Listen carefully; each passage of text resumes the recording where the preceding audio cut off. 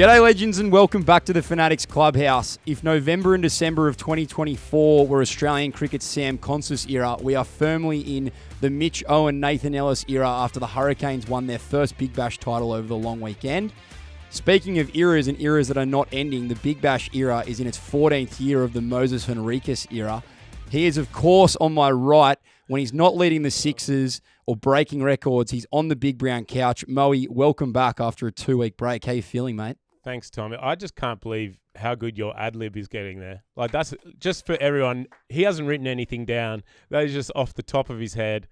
That's brilliant. Well done, and thanks for the thanks for the intro, mate. Very welcome, mate.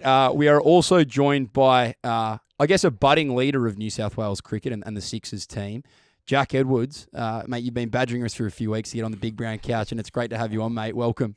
Yeah, thanks for having me. Saw you last week at the SCG, Tom, and you mentioned the idea, so excited to be here and excited to see that the show's already having some perks for you, getting out there. Boys, I saw a couple of weeks ago that the Indian cricket team has introduced a couple of restrictions or new rules after they lost in New Zealand and Australia, and one of them was that they're no longer allowed to travel with their personal hairdressers. Both you blokes are looking absolutely immaculate on the brown couch, so I guess you haven't introduced that one to the Sixers just yet, Moey. Yeah, not yet. Although Jack could do with a little bit more hairdressing, I think.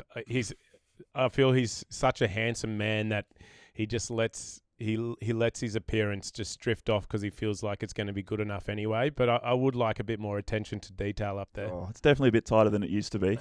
At least trying to look like I know what I'm doing these days. The good thing for you is, Jack, and I did notice this when I saw you at the ground on Friday, mate, you're a big unit. I played a lot of cricket when I was younger against your brother Mickey, and I would describe you as having Mickey's height and Moises Henriques' breadth. Do you think that's fair? Do you get a lot of, oh, gee, you're big? Well, just on the Moises Henriques physique, when Sam Billings first came into the squad, he goes, Moises, you have the dream physique. So, if I can have anything like that, I'd be pretty happy. But yeah, I think growing up, I was probably maybe a bit on the chubbier side, actually, compared to Mickey, and then leaned out, and it feels like I just keep getting taller and wider. Tom, just on that, you never get used to it playing with him, like even batting out in the middle with him or when he at the back top of his mark, but especially batting, because you don't usually see batters that are that big, and when he's not facing you, it's almost like a titan up the at the other end. His shoulders are so wide. Heaven forbid you have to sit next to him on the plane somewhere, and then you've got absolutely no space. If it's a Jack Edwards, Ben Dwarshuis, and myself in an exit row, like we're filling out, and that's in the exit row seating. There's just no space for us in there. He's a big man, and you just do not get used to it. He's got another 4 inches on me height wise, and his shoulders are so wide.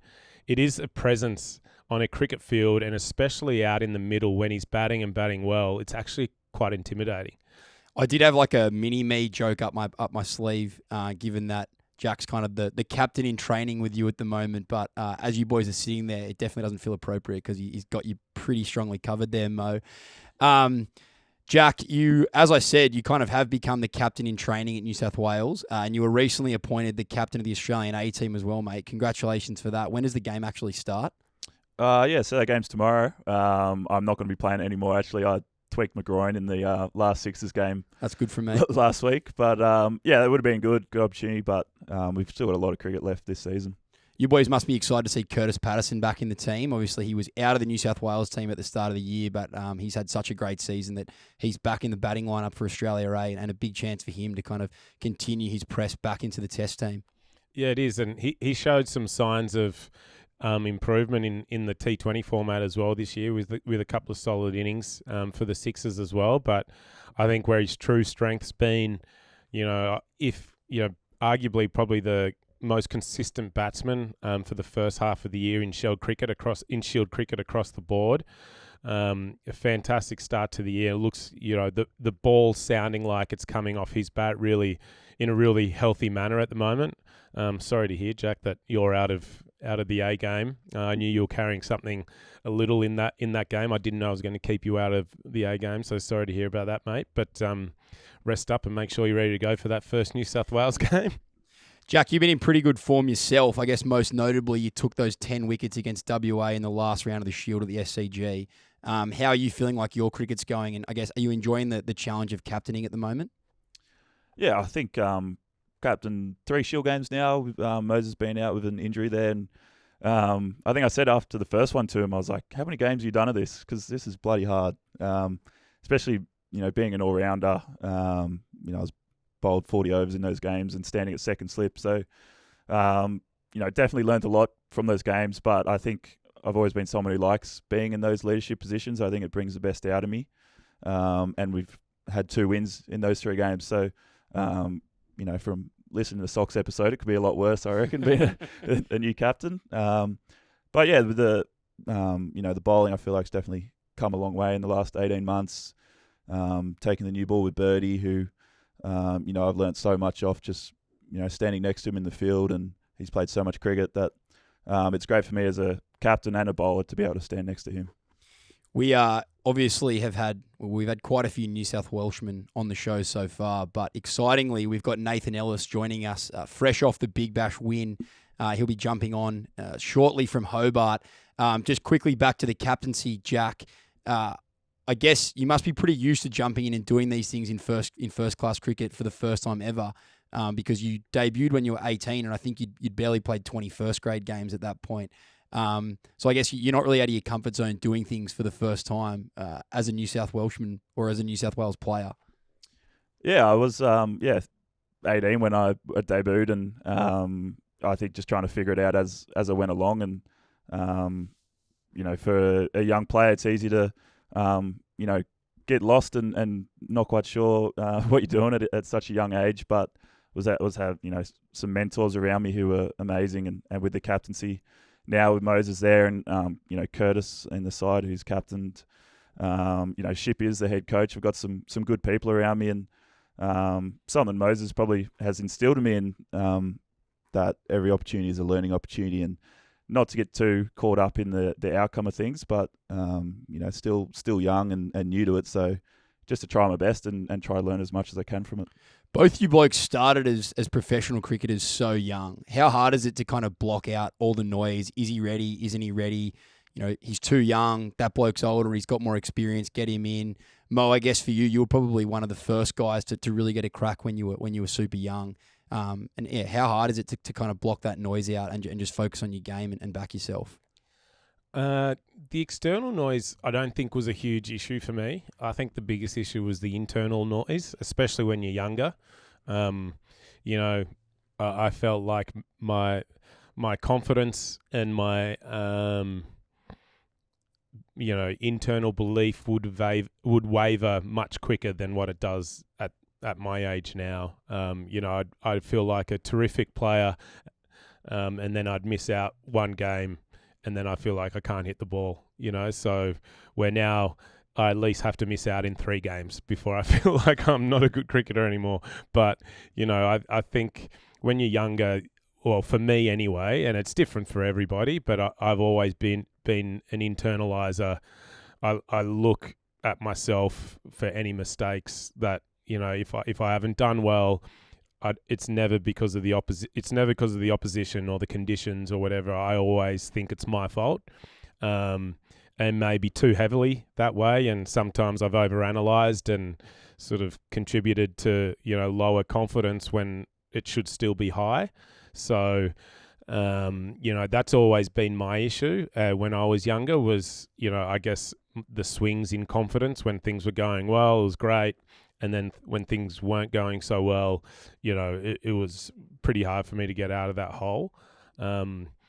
Jack, what about you? You might be on a different wavelength, but from my external eye, I would say you're pretty similar. Yeah, very similar, very similar. When I debuted, I hadn't scored a first grade 100, so let alone the external noise in my own head, I probably didn't feel like I belonged there, and you're so young. I didn't really know what I was doing. My game. And I look back on it now, and I scored, hundreds in the one days in the Shield, and I honestly don't know how I did that when I compare my game now to then. And it's I think you're your own biggest critic. I can get in my own way a lot of the time. But as I said before, that kind of mentality of never-ending improvement is what drives me. And I feel like, from where I was as an 18-year-old to now as 24, the batting side of things has gotten a lot better, but also the bowling, without having that mentality and understanding at 18 how hard shield cricket is, probably wouldn't have gone away and worked as hard as I did. Did you play any reverse laps or scoop shots when you debuted when you were 18?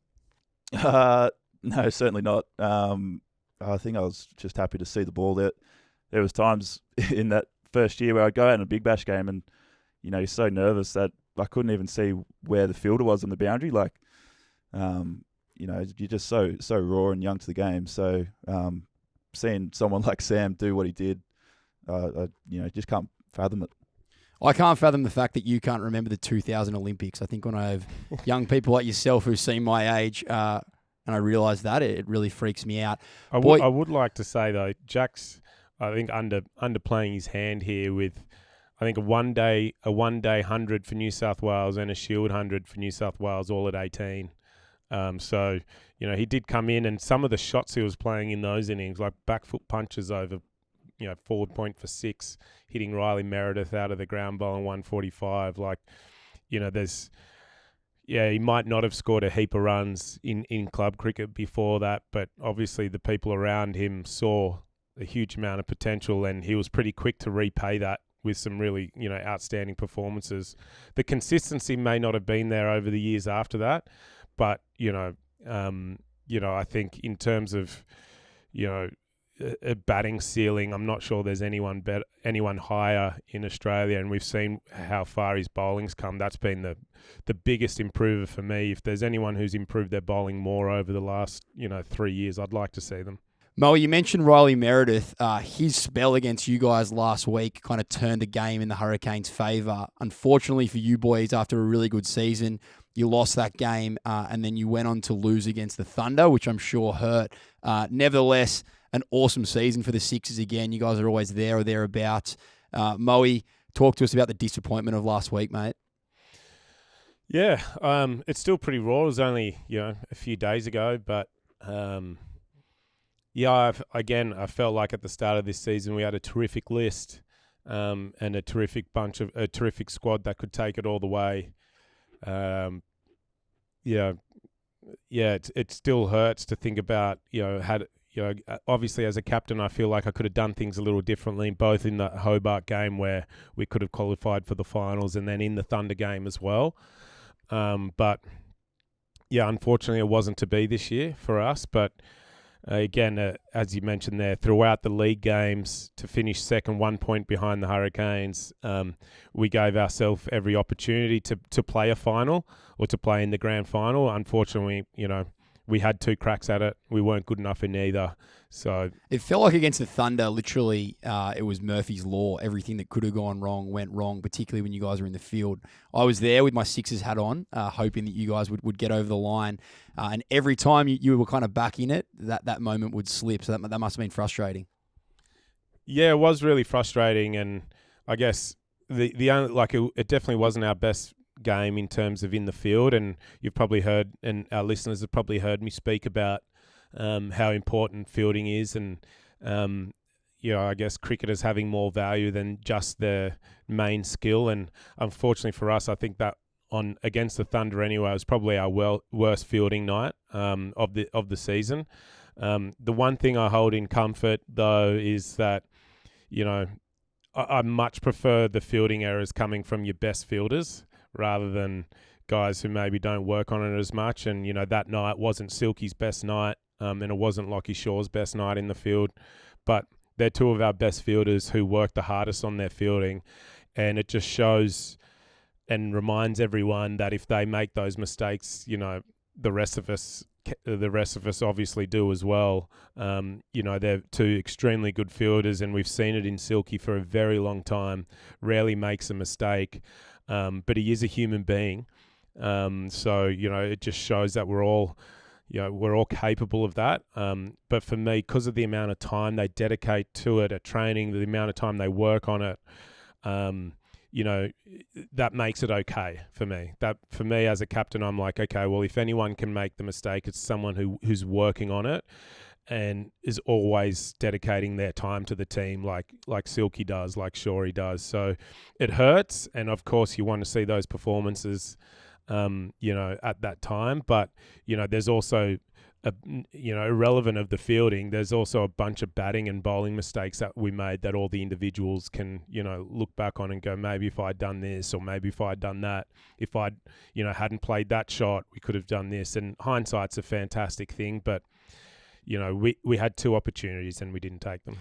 Big moment in that Thunder game was the run out, Jack, which you were involved in. How did you guys see that on the field? I guess there's been the 2 sides of the argument. There's the when the wickets break, and then there's when the lights come up. And I don't think there's been a definitive answer on which one is right. But did you guys feel that was out on the ground? Well, I think you probably saw from my initial reaction that I thought I'd stuffed it up, feeling my hands being on the stumps before I'd caught the ball. But as the replay showed, that my hands didn't actually break the stumps. And so once I saw the replay, I actually thought, I think that's out. But yeah, you could see how it goes either way. And there's been a few, decisions either way this year. But yeah, it went our way, which is good. Good bit of theatre. I think with that one as well, like even if it was the old school stumps that weren't lit up, I think the fact that, you can see that Jack's fingers make contact with the bails first, but the bails aren't actually dislodged yet. They look like they're in the process of being dislodged, but once you slow it down to super slow-mo, you do see that the ball's, looks like it's the thing that actually, it does hit the stumps and the bails get dislodged after the ball hits the stumps. So it's a really unique dismissal, and it could have gone either way depending on how, whether they did think the ball had been completely dislodged or the bails had been dislodged. I didn't think they had, but thankfully that went our way. Unfortunately, the other run out in that game did not go our way, which was when I smacked one back at Tanvir, and I swear he was getting his hands out of the way of the ball. I absolutely belted that, and he clipped his fingers and ran Josh Felipe out at the other end, who had just hit 2 boundaries in a row and looked like he was away. Yeah, it did feel watching in the game. You guys had started to get a bit of momentum in that partnership, and had that run out not happened, you would have been on for a much bigger total than you got in the end. But it was a gallant effort. You nearly won. I think with that run out, it was another chapter in the book of feuds. Russell Crowe has his book of feuds that he reads to the South players before games, and the Thunder and the Sixers continue to build out their book of feuds, and that one certainly added to the entertainment. We're going to talk about the Hurricanes a bit more later. I guess the other 2 big storylines were the fact that the Stars mounted a massive comeback after a pretty sluggish start to the year. And then the Thunder guys, they did bounce back from a pretty disappointing year last year under Dave Warner's captaincy, after having his leadership ban overturned. Do you think the 4 best teams did end up right at the top of the Big Bash this year? Oh, I think, considering the years gone and the performances in the season, you'd have to say definitely the 4, or maybe not the most consistent, but definitely the 4 most threatening teams have, I thought, made it. Obviously, Scorchers not making it, and then the Heat not making it after their last couple of years as well. Maybe before the season, you would have tipped one of those 2 teams to be in the finals. But I thought once the finals were up and running, that anyone in the 4 had the team to win the finals. So I would agree with that. And just on, I guess the other reason why it hurt so much to lose to the Thunder, I to give you some context, we turned up to the Thunder for our first game this year, and we're in the away change rooms. And the Thunder have all these, their marketing team have all these posters up in the change room of like our players the Sixers players getting out to Thunder players.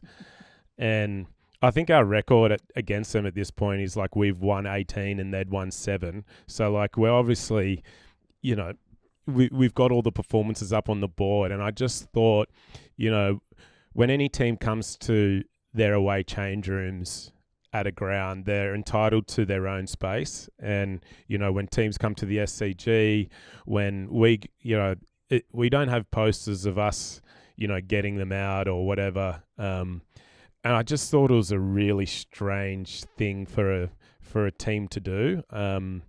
Like whether that's the marketing or, part of their strategy or whatever. But like a lot of those guys I'm really close friends with, and I really wanted them to experience winning the Big Bash, and the coaches as well. Like there's a lot of my close friends are in the coaching staff, and I really wanted the players and coaches to do really well. But when a club's doing that sort of stuff off the field and trying to do that, it leaves a sour taste in your mouth. And, that was a hard thing to cop in that second game. So there's certainly no love lost, but I think the every time we play the Thunder as well, like the crowds are amazing, and it's just a different kind of atmosphere, and I think it's great for the Big Bash. But on your question about the top four sides, I think the fact that the Scorchers and the Heat, two teams who in the last couple of years have been up there at the top, just shows how strong the tournament is. There's certainly no easy games, and even the teams down the bottom getting better next year. Berendorf gone to the Renegades. I think the Big Bash is just going from strength to strength, and anyone can win it, and the Hurricanes were the best side this year. Fortunate to have two of the big heavyweights of the Sixers on the couch, and we will do a lot of Big Bash chat later, Moey, but we do have a pretty exciting special guest. We do, mate. We've got the great man, Nathan Ellis. Welcome, Nathan. How are you, mate? Thanks, guys. Great to be here. It only took me to win a Big Bash to finally make it onto Chin Music, but happy to be here nonetheless. Actually, an interesting place to start. You're obviously a Sydney boy, and you did play for St George. Is there a little bit of bitterness between you and Mo that you're actually down there and not a Sixers player? Potentially. I had the old supplementary contract when that first came in, which was pretty much a glorified net bowler. So don't ever forget it. No, but obviously loved my time at Sixers, even though I wasn't ever officially on contract. But good memories playing with Mo at St George, although he probably doesn't remember him anyway. Tommy, there was a few years ago we were very close to poaching him back. It's about 3 years ago, and unfortunately for us, Hurricanes and Tassie started offering him all types of leadership positions and stuff like that to keep him down in Hobart, and obviously it's paid dividends for both the Hurricanes and Nelly. So congratulations, mate. Thanks very much. Yeah, it's pretty surreal couple of days, I think. Never thought I'd be a captain, let alone a BBL winning captain. So, it's been pretty good. I think when you got Gilksy, that second wicket in the over after Warner, Adam Gilchrist, no less, described you as an inspirational leader. Mate, talk us through the last couple of days. You've been leading from the front since the win on Monday night. It's been good. We it was probably a bit of a misread yesterday. A few of us selected not to sleep at all and try to go through. So there was a few sore heads and people dropping off like flies at around 8 o'clock, 9 o'clock last night. But mate, it's been brilliant. Been a brilliant 24 hours. The buzz around Hobart's amazing. Got people pulling over the cars and jumping out for photo. Like it's just it's crazy. It's a great time to be an athlete in Tassie with all that's going on with the new stadium and the footy team and everything like that. But it's never felt like a better time to be a cricketer down here. So plenty of people jumping on the cane train, which is rightfully so, and hopefully we can keep them sticking around for a few more years. Mate, for those who weren't aware, so 8 years ago you went down to Tassie without a home, without a job, and now they're pretty much giving you the keys to the city. Is that right? Yeah, pretty much. The stories have grown legs over the years. It's I was sleeping in my car. I got Wadey tells everyone I was selling Bibles, and but it's never let the truth get in the way of a good story. It was 8 years ago. I sort of came down. Definitely didn't know what way was up, and had never lived out at home at that point. So I feel like I've done a lot of growing up down here, and I mean, cricket in Tasmania has had a big few days, and I said it on air on the night that it's cricket in Tasmania has changed my life. So I feel a little bit indebted to Tassie, and just pumped that I was able to bring the silverware down here. Speaking of Wadey, obviously the boys to my right, passionate Sixers fans, and they were passionate Hurricanes fans on Monday night, given that you boys took the Thunder down. Wadey ended up in a bit of a back and forward with Sam Billings, kind of at the moment where you guys had probably or could have been comfortable with the fact you were going to win the game. Has he been talking about that interaction at all the last couple of days? The funny thing is in the innings break, he spoke about the fact that both Bilbo and Ball would be talking a lot, and how important it is not to give them anything and just keep ball by ball and not let any external noise get in the way. And it took him a ball and a half to get into a stoush with Bilbo. So I think he's more of a do as I say, not as I do type leader, Wadey. But I felt like the game was done at that point, and Bilbo was just trying to create something. But yeah, he's, it never takes Wadey much to get in a fight, as Jed and Mo would know. Mate, we've already spoken about Mitch Owen a little bit, man of the match in that game. Have you sat him down at all the last couple of days after a couple of beers to kind of talk about the fact that it was a very good wicket to bat on, and in fact your double wicket maiden was potentially caused to be man of the match yourself? Fuming. It cost me the $50 KFC voucher, that 100. But he... Nelly, that might not be much to you now, but 8 years ago that would have been anything. Yeah, that would have been a week's deal. It's typical T20 cricket at the moment. Mitchy Owen's in the air on the way to South Africa. He spent, actually don't know if I'm meant to say that, but anyways, he spent 3 hours on the phone yesterday afternoon trying to sort out what was happening. So I think the gravy train's coming for Mitchy Owen. He's got a big few months ahead of him here. He could end up anywhere around the world. So yeah, didn't get much out of him yesterday. It felt like for him his world was spinning. So pumped for him, and I'm excited to see what happens next. Nelly, on Mitch, have you seen this coming as a teammate? I guess over the last few years, we've seen glimpses of it in Shield cricket. Batting at 7 or 8 and coming out and sort of turning a game on its head, and we hadn't seen it in T20 yet, down in the middle overs. But obviously when you moved him to the top this year, you saw there was something to give. But did you think it was going to be this big? Absolutely not. I mean, it was like he's always had the talent and the flair and the power. He's always been bigger than everyone in his age group. And I personally, it was a line ball call this year and giving him the reins at the top of the order. And I personally felt it was going to be, as we all know, him feeling like he belongs up there. That could get in the way and could be a hurdle for him. As you said, he had a little bit of a taste down the order, which I personally think is one of the hardest roles. And it seems to be given to all the young, inexperienced players. They come in, their first opportunities at 5, 6, 7, and that comes with a lot of failure. So my personal thoughts was I just hope he's not putting too much pressure on himself and not letting himself get in his own way. And, mate, from the outset, he just didn't. I sort of felt like it was a matter of time until he missed out, or he had a few games where it didn't go his way, and it just never happened, including the other night. I thought a big occasion. He's had a great season.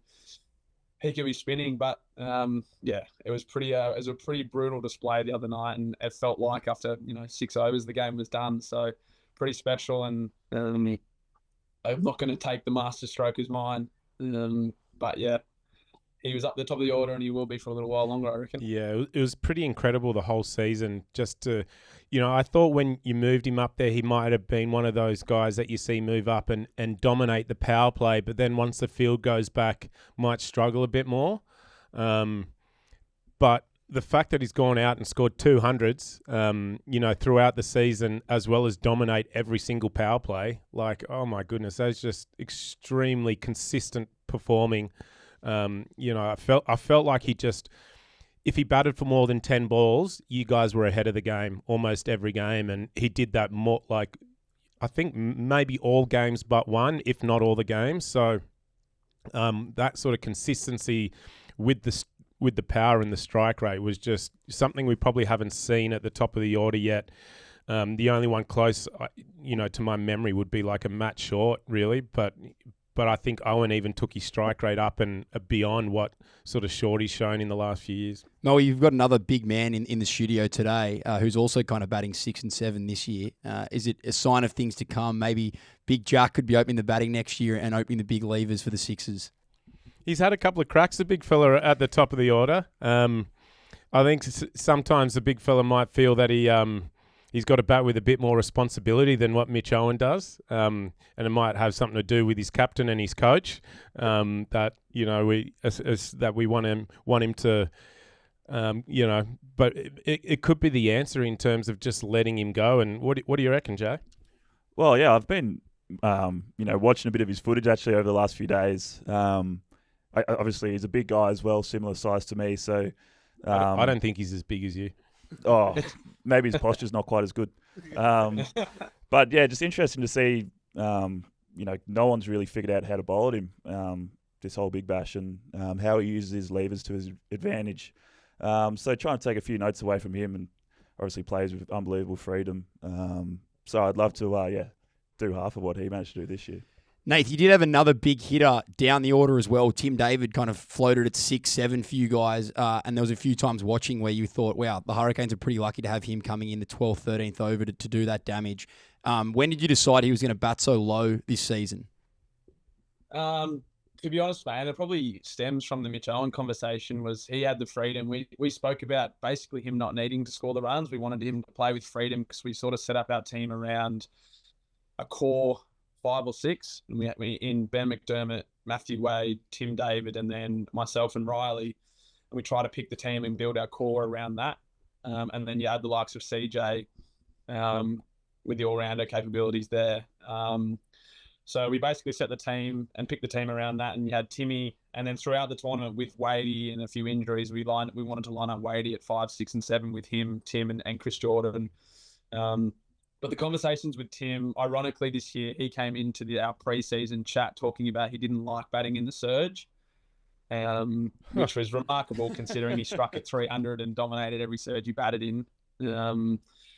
So the tricky conversations for us with him was around the surge, and in the second game he got the surge and dominated it and took it from there. But the big conversations were, when do we shuffle Tim up and slide Reggie down or Nicky Chowdhury down, and we sort of landed originally around the 15 over mark, but it just got earlier and earlier the way he was batting. So I think the conversations around Timmy and Mitch have been great because they dominated for us. But I honestly think Nikhil Chowdhury and Ben McDermott in the middle have gone so unnoticed. Nikhil Chowdhury is someone who strikes at about 180. He likes to go pretty hard, but he had to swallow his pride a few times and set the platform for Timmy. And you see, once you have as a death bowler, I know if you've got a Tim David and a Matthew Wade and a Chris Jordan still to come in, it's a pretty intimidating thing. Nath, I guess question for all you blokes from the Nuffy amongst us. When you're bowling to the likes of Tim David, Mitch Owen, I guess for you guys, Sixers boys, I guess Vincey goes pretty hard at the top. In the nets, are they slogging like that in the nets? Or are they kind of batting normally and then opening up the shoulders on game day? Well, I can't speak on behalf of Tim David, but we've got Benny Dwarshuis in our team, obviously, who is starting to, turn himself into, down the bottom order there, a number of really strong innings, not just this year, but, the last couple of years. And because Jack and I usually bat in the first group at training and then we're bowling in that second group, which is when Benny is then batting, I can absolutely guarantee you that Benny's trying to hit every single ball for 6 that we're bowling. And to the point where the second half of this year, me and Jack decided that, we wanted to just bowl some feel-goods. So we went and bowled to someone else in a different net because I was just sick of getting hit for 6 every ball in the net, or at least him trying to hit me for 6 every ball. But the reality is that's also, when they're batting down that bottom, that lower position, a lot of the time we're expecting them to come out and flog it from the first ball. So he is literally training as he plays, which is, I think, the right way to go about it. So it's just a bit of an ego hit to your bowling when the balls keep flying over your head for 6. And how do those boys approach it down there, Nath? We were really lucky this year. We had centre wickets pretty much every training session, but the downside of that is the centre wicket is usually on the edge of the wicket closer to the stadium roof, and it just became who can hit as many balls out of the stadium every session. So every training session turned into a circus, whether it was Tim hitting every ball out of the stadium or me and Wadey fighting over whether that was a single or it was out, or it was just, yeah. So every centre wicket was great. It was really competitive, but it turned into a circus quickly. And yeah, the ball budget, I think, is going to have to triple next year. The coaches were getting sprayed for wanging new balls, and because you couldn't get them back once they went onto the roof. So if anyone's got a ladder, they can make some cash down here, I think. Mate, what's next for you? You've obviously got Champions Trophy just around the corner. Have you got a couple of days off before you start preparing for that? Yeah, so I've got to start thinking about bowling 10 overs instead of 4, which is a bit of a daunting thing for me at the moment, having not done that in a little while. But I've got a couple of days off down here, and then headed to the yacht club this afternoon for a couple of beers and a bit of a debrief, and we're back into it tomorrow. And then I think we've got the AB medal next week, and then I think I'm away in Sri Lanka on the 7th, so it happens quick. And then I think it'll look like about 4 months away with the IPL. So a bit of home time, spend some time with the missus, do the right thing, and then I'm off for a little while. Very good, mate. Good friend of the show and good friend of yours, Hayden McLean, was starting to get a little bit worried that your head was getting a little bit too big. He's been good enough to forward through that photo of you at the Year 6 formal. So for those people watching on YouTube, we'll pop that up. Nath, you've been awesome for joining us, mate. I'm sure it's been a big few days, so we really appreciate it. Congrats again from everyone here at Chin Music, and hoping to see you go certainly back-to-back finals next year, and hopefully the boys on my right will be there as well. But enjoy the next few days, mate, and best of luck at the Champions Trophy. Yeah, congrats, Cheers, Nelly, and really well-deserved, mate. You're the best team all tournament. Thanks, mate. Cheers. Go well. I think I saw Matthew Wade interviewed after they won on Monday night, and he said something like, it feels like the Big Bash felt 10 years ago. And I think all the numbers certainly reflect that. It was the highest crowd since 2017-18, and TV ratings for the tournament were up 20%. So, in Wade's words, it feels like the Big Bash is back. I think it was a year where a lot of the big names really stood up. There was some great international performance. Vincey did really well for you guys. And I think even the big local names, Glenn Maxwell kind of came into his own at the end. I saw that he took 14 catches and made 325 runs at 54. And certainly every time he batted, didn't matter the position the Stars were in, you kind of felt like he could get them out of it. Moises, who were a couple of performances that you noticed kind of across the board this year?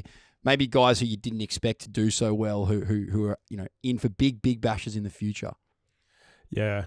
Firstly, I've got to say, when you're playing finals, Big Bash, it always feels like the Big Bash is back. So, of course, if, from a Hobart perspective, that they're going to feel like, the Big Bash is alive and well when they've just won the competition. But, whenever you're playing finals cricket and, you're doing well in the Big Bash, you have a positive emotional perspective on the tournament. And, from our perspective at the Sixers, for the last 7 years, we've been playing finals cricket and been there and thereabouts. And it's always felt like a strong tournament. Even when it continued on through COVID, whilst the crowds were down, it still felt like the tournament was alive and well, considering the time that, the community was going through. So Moey being the most capped Big Bash player of all time, obviously in a pretty good position to comment on this as well. Yeah, but anyway, onto the players doing well. I was really obviously, Mitch Owen at the top was, especially in that final, but the whole way through the tournament, his consistent starts, getting the Canes off to a blinding start almost every game, a lot of runs off not many balls throughout the tournament. So, he was a bit of a surprise. Like I knew he'd be able to smack the ball and hit the ball a long way, but I didn't know how consistently he'd be able to do it. So yeah, that was brilliant striking. Was there anyone for you? Tough to go past Mitch. Thinking around the other teams, I think for the Heat, Max Bryan and Renshaw were pretty solid with the bat.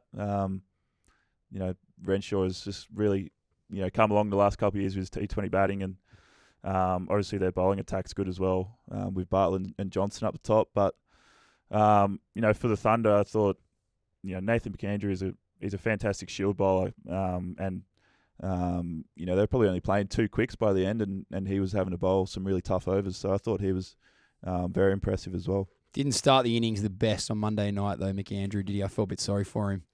No, you could see though tactically that they'd gone, in the game we played against the Hurricanes, we went wide to Owen early with 2 out on the offside, and he was strong enough to keep hitting us sort of through extra cover anyway. And it looked like they'd gone the opposite and tried to go full and in at leg stump, and you could see the first ball was a bit too much swing in. Great length, but 5 wides and then 4 leg byes, and all of a sudden they're none for 2 off point 2, and he hasn't hit a ball yet. And Nathan's probably feeling, he's actually bowled 3 decent balls there, but the Hurricanes are away and flying, and then he misses the next one and it's 6, and it's none for 15 off point 3. But it just shows, he's obviously tried to come in. He's trying to bowl leg stump Yorkers from the first ball rather than, and you know what? I actually think that's not a bad ploy, because we've seen throughout the tournament running in and just bowling normal is going to get you whacked anyway. To Mitch Owen, we tried to go wide. and Thunder have tried to go extra straight, and it just shows when you've only got 2 out, and you're not quite on with your straight Yorkers or your leg stump Yorkers, the ball can just fly. So, unfortunately, and when I say fly, I mean you miss your line a little bit, and it's 4 runs through the like fine leg, backwards square leg. That the batter only needs to get a little bit of bat on it, and in that case, he didn't even get any bat on the first 2. It was just 5 wides, then 4 leg bys. And normally someone with that kind of swing who looking to hit everything for 6, you feel like if you bowl a slow ball, you might be able to, get one through him and he'll be ahead of it. But I feel like every slow ball that was bowled to him went for 6 as well. So, every team was coming up with different theories. And I think my first over only went for 15 against him, so I was pretty happy with that. At what point, this is like when you're bowling, at what point do you decide whether you're going to go pace on, pace off? Do you kind of assess what happened to the ball before, or have you got a pretty good idea of how many you're going to bowl in the over? And I guess I saw you look at Moises then. How much does he get a say in what you're going to bowl as well? Well, a lot of the time, if there's someone playing like that, I'll say to Mo, what do you reckon here? And pace on or off. And there's a few times throughout the tournament where he'll say something, and as I'm running, I'll change it in my head and bowl the complete opposite of what he said, and it doesn't usually work out. So I've told myself I'm going to stop doing that.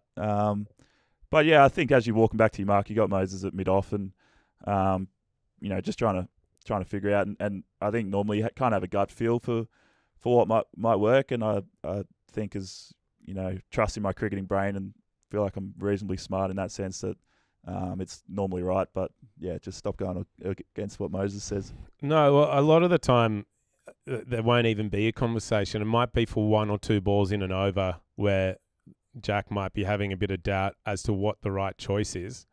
But for the most, he's sequencing his own over. He's deciding.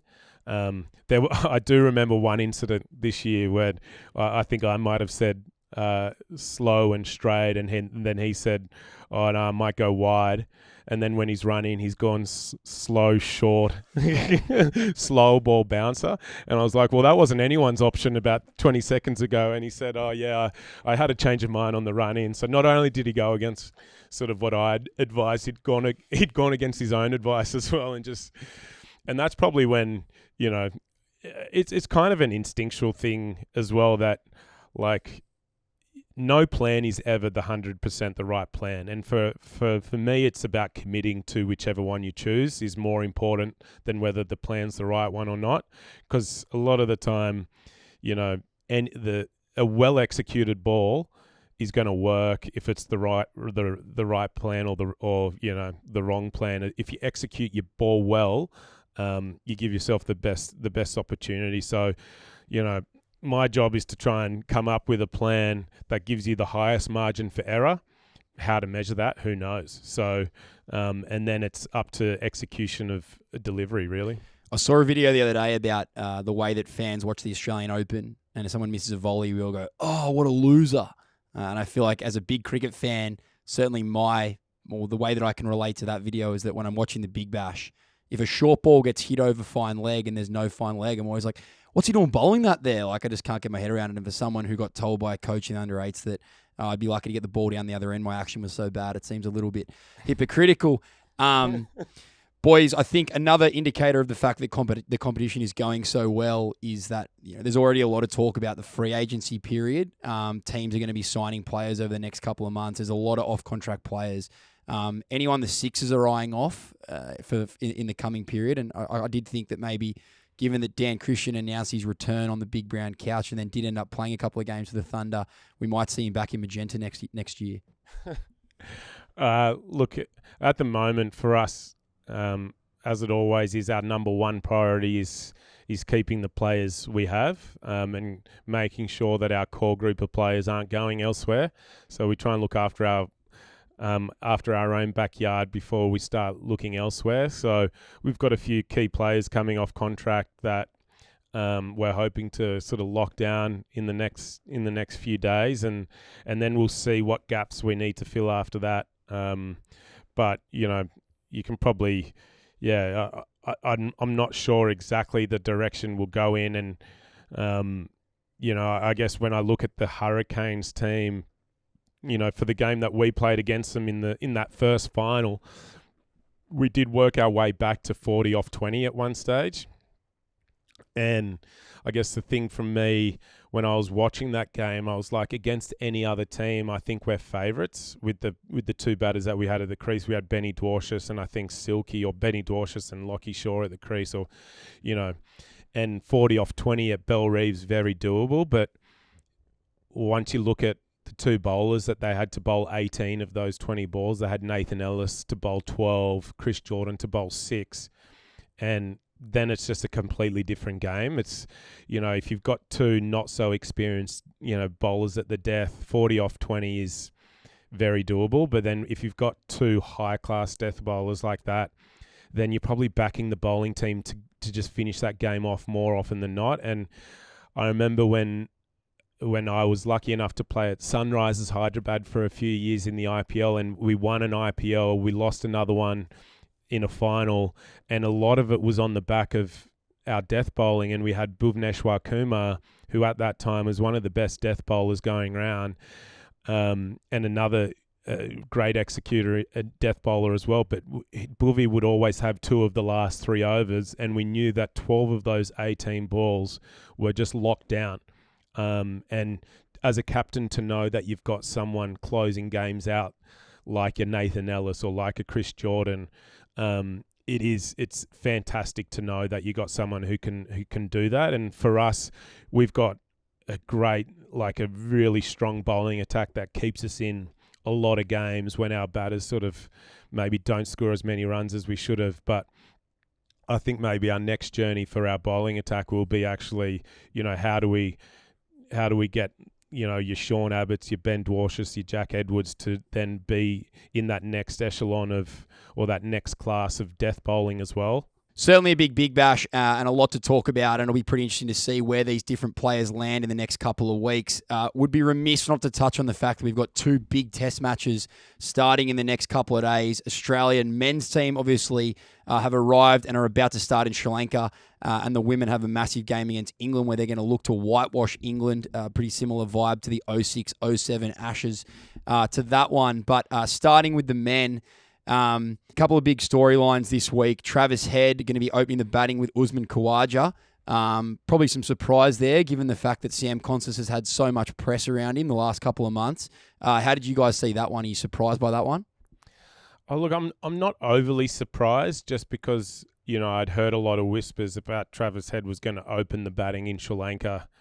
What that looked like, whether Uzi was going to bat 3 or Sam was going to bat 3, or I wasn't sure. But I'm not surprised that Trav's going to open the batting. I don't know if Sam fits in the team now. If he's not opening there, I think it will be great for him to be on that tour regardless, and experiencing, you know, the wickets, watching how our batters go about it, watching how their batters go about it. Just for he's going to go on a lot of tours to the subcontinent, so it'll be good for him anyway. But yeah, I'm not overly surprised about that. Who do we think comes into the middle order with Travis Head moving up? A couple of options there. What do you guys reckon? I think with the spin-friendly conditions, probably Josh Inglis will slot in at 5. You know, been a great player of spin for a while, and I think both tests are at Gaul, so particularly that second test, the wicket could be anything. They might play on the same pitch again. So yeah, you want to get your best players to spin in there, and I like Travis at the top. Go pretty hard against the new ball, and I think Inglis will slot in there. If Josh Inglis does debut, just trying to think off the top of my head, who dismissed him in his last Shield innings this season? In his last 2 Shield innings, that was me. But I don't think there'll be any 6'6" medium paces for the Sri Lankans. Yeah, I think that's a good call. I reckon that's a good selection. Yeah, they've got 2 wicket keepers probably batting in the top 7, but I actually think those 2 guys are 2 of our best players to spin in the country. So I think that's a real good call, Jack. Well done. No Pat Cummins as he awaits the birth of his second child, and he nursed a bit of an injury as well. Steve Smith will captain the team. Obviously, no stranger to captaining the test team, and it looks like he will, fingers crossed, we thought it would happen in the last 2 innings, but it looks like he will bring up his 10,000th test run. How much do you think it's going to hurt him not scoring those runs at the SCG? Because I don't think they're going to be expecting big crowds in Gaul. you can only see his disappointment in front of a home crowd on 9,999, and then getting out when he did, and then having to wait until Gaul in Sri Lanka to bring up his 10,000th run. And I mean, it'll be great for the Sri Lankan fans that get there, but I'm sure Steve obviously would have much preferred to have brought it up at the SCG, where he's played so much cricket, and he had a lot of family and friends there on that third day. And I was there in the crowd as well, watching, and was just gutted. So yeah, not ideal, but yeah, I mean, doesn't change the fact that he's an absolute legend of the game and a legend of Australian Test cricket. Boys, on the bowling side, I saw yesterday that despite retiring, I think over 10 years ago, Murali's still taken a sixth of all of Sri Lanka's Test wickets ever. So fair to say that we'd expect spin to play a pretty big part in this series. Australia potentially only going to go in with one specialty quick in Stark, and then I think they've got the choice between Kuhnemann and Todd Murphy, or potentially both. What do you think the makeup of the spin lineup will be for Australia? You go first. I thought Inglis was a great prediction, so I might run off the back of you. I think they'll go 3 specialist spin in Gaz, Kuhnemann and Toddy. I think just they all kind of offer something a bit different. Gaz a bit more over the top. I think Kuhnemann's a perfect bowler for those conditions with his square seam, and then Toddy's a bit square seam again and hit the stumps a lot. So I think with Webster there as well playing, that he can provide that other seam option. But I think you want to have 3 specialist spin. Doesn't matter how many times we do this podcast. Whenever I have to name names, doesn't matter if it's my closest friend or my mother. I literally blank every time we do it. So good luck to everyone who's selected over there in this series.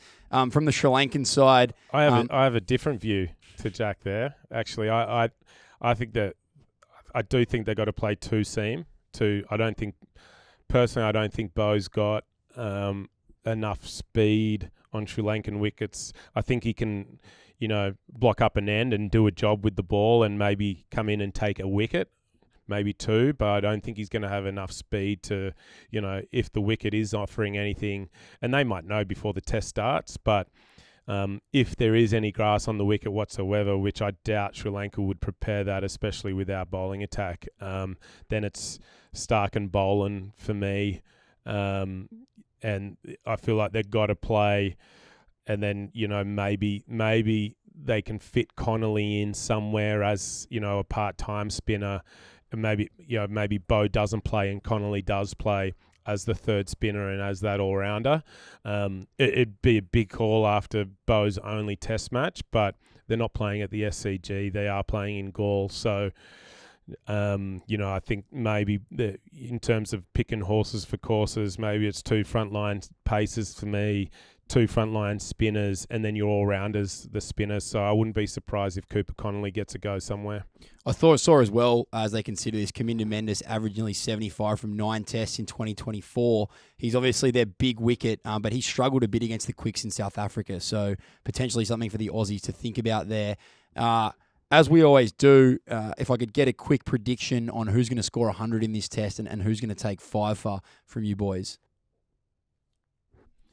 Yeah, I'll start. I'm going to go with Alex Carey 100 in the first test. I think his proactive play against spin is, if they don't get him out early or quickly, he's going to score a lot of runs very quickly. So I'm going to tip him for 100. I know you're on to me over the summer about my predictable choices, and I can't keep backing Steve Smith to be the leading run scorers all the time, and so I'm gonna jump on Alex Carey for 100 in this first test.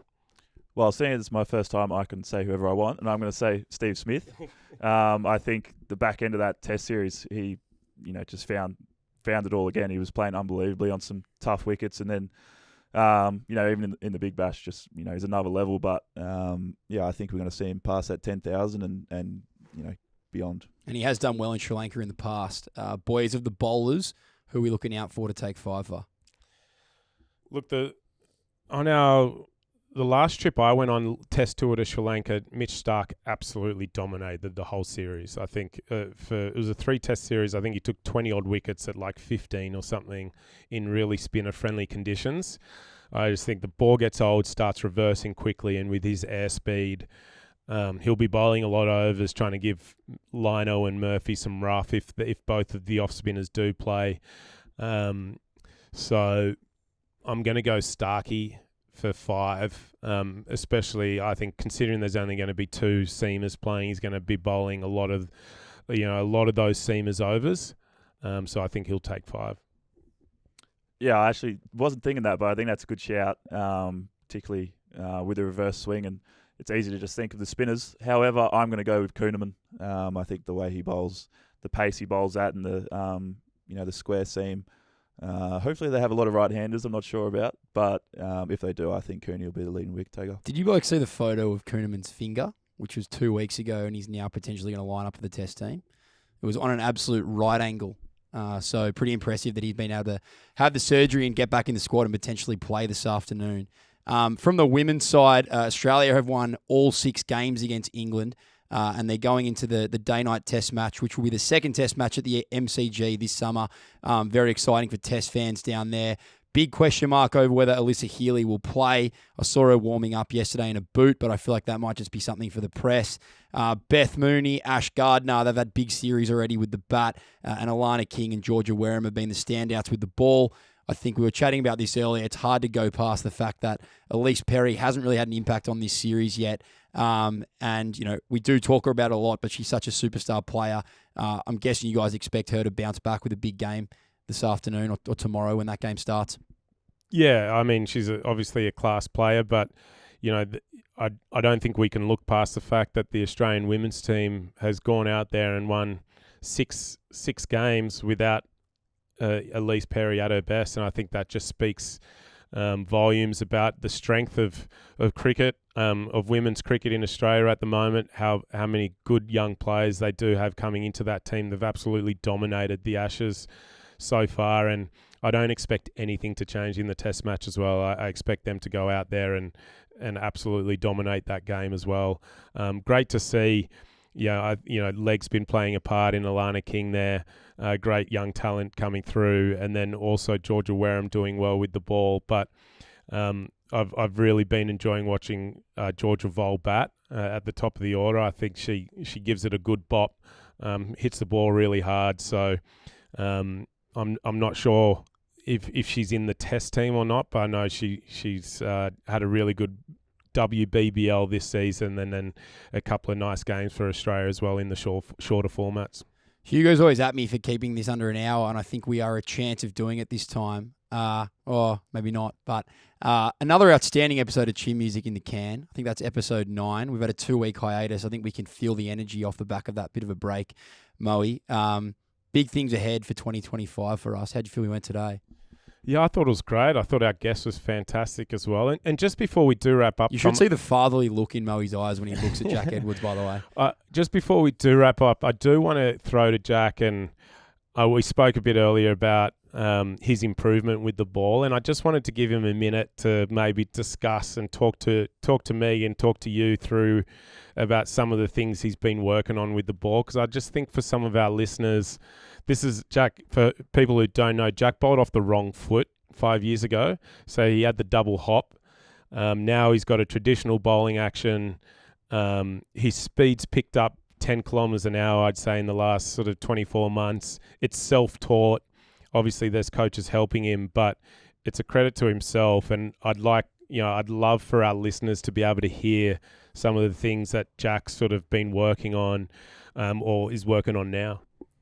Yeah, it's hard to pinpoint a couple of things exactly because I work on about a million different things and have a different theory every time. But I think that want and to improve every training and find something that might be able to, I want to get to that 140 kilometre mark. So I think that curiosity has always helped me, and over the last 5 years, got me to the point where, I'm bowling mid-130s at times. So I'd say a couple of thoughts that have worked best for me is, I used to bowl off the wrong foot, so obviously my arms are coming over too early. So I'm trying to delay my arms as much as possible, and there's times that's felt like I'm trying to bowl like Sean Tate and trying to sling it down there, and then I look at the video and it doesn't look like that at all. But I'd say the main work-ons are trying to delay my arms, so When my back foot hits the ground, my arms are still got a long way to travel. And I think if you watch someone like Bumrah, it looks,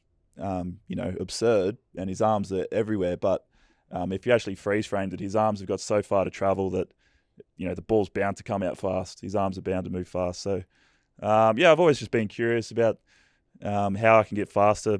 I found batting very hard when I first came in, so I wanted to work at the bowling, and I think it would be a waste being this tall and not doing that. So I figured if my older brother can do it, why can't I?